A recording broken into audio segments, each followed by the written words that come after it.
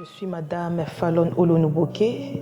Bokeh, c'est le nom de mon mari. Je suis mère de 3 enfants, dont 2 filles et 1 garçon. Je suis évangéliste et je suis visionnaire de l'émission 7000 hommes. Comme je dis toujours, 7000 hommes, c'est une émission en caractère spirituel.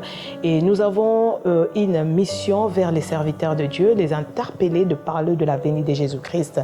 Et là, nous sommes situés à 1 Roi, chapitre 19, verset 18. Et là, Dieu est en train de dire à Élie, toutefois, j'épargnerai 7000 hommes qui n'ont jamais fléchi devant le genou devant Baal, ni léché le lèvre. Voilà. Le terme évangéliste vient du nom évangile, évangile qui est la parole. Et quand on parle d'un évangéliste, donc la personne qui évangélise cette parole, et l'évangélisation, c'est le fait d'évangéliser. Voilà. Waouh, c'est une question pertinente, mais moi je pense que c'est une question piège. Moi je crois, oui, que les grands évangélistes, c'est Dieu. Pourquoi? Quand nous descendons à 1 Samuel, chapitre 17, verset 41, là ça nous montre comment David, en face de Goliath, il n'était pas de taille. Goliath, c'est un géant. David n'était rien, mais la Bible nous montre comment David, entre ses mains, il détenait la lance et le 5 pierres. La lance représente un évangéliste et les 5 pierres représentent les 5 ministères qui est rien que l'évangile. Mais quand tu marches dans la Bible, tu es au Nouveau Testament. Le Nouveau Testament nous montre comment Bartimée criait à Jésus, fils de David. Or, Jésus est le fils de Dieu. Donc, c'est-à-dire, David représentait Dieu en face de Goliath. Et Goliath, c'était l'image de Satan. Donc, pour dire que le grand évangéliste, c'est Dieu lui-même. C'est à Dieu qu'appartient le dernier mot. C'est à Dieu de prendre la personne du fumier.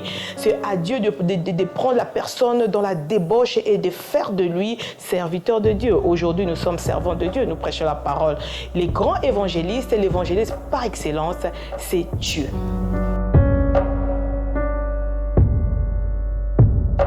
Le ministère évangélique, c'est un ministère qui est honoré par Dieu lui-même. Pourquoi? Parce que c'est le seul moyen de propager la bonne nouvelle. Mais c'est aussi un terrain glissant parce qu'un évangéliste n'a pas le temps de préparer le cible, le terrain. Donc, c'est une personne qui est impérative et il subit le rejet. Je donne l'exemple de Paul.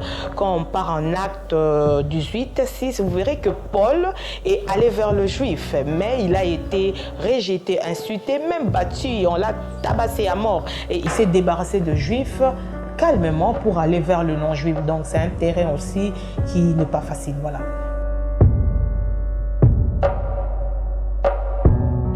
L'ennemi de l'évangile, c'est le diable, c'est l'argent, c'est la mode, c'est le siècle présent. Voilà, donc bref.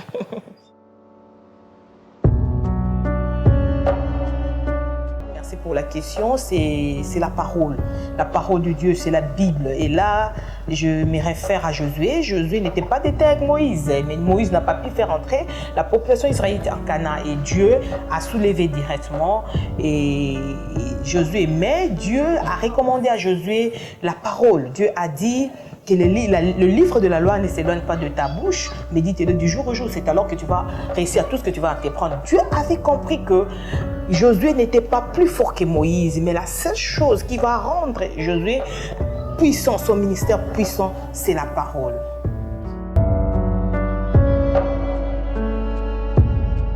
Le bienfait de l'évangile, je parlerai en 2 volets. Le premier volet, c'est la nouvelle naissance. La nouvelle naissance.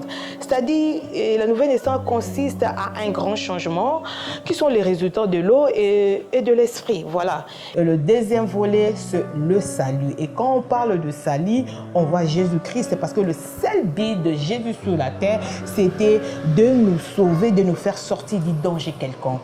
Donc, le salut et la nouvelle naissance, c'est ça le bienfait. C'est les réseaux sociaux actuellement. Donc, c'est les réseaux sociaux. Les réseaux sociaux sont le moyen facile qui n'est pas vraiment coûteux, qui fait à ce que et nous évangélisons. Donc ça touche toutes les couches du monde. Et vous verrez que nous, 7000 hommes, nous sommes dans des réseaux sociaux et nous sommes suivis. Et nous profitons de cette occasion pour, je ne sais pas si vous permettez, messieurs les journalistes, pour inviter tous les éminents serviteurs de Dieu que nous respectons beaucoup.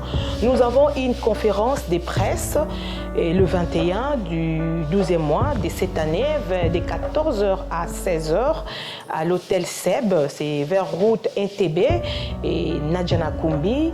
Et là, nous serons, nous 7000, en face de presse congolaise et ougandaise. Les questions à vous et les réponses à nous, venez nombreux, nous serons prêts pour vous.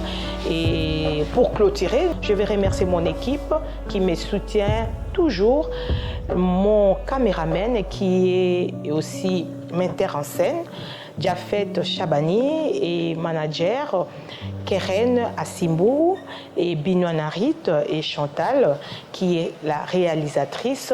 Merci beaucoup à toute la famille.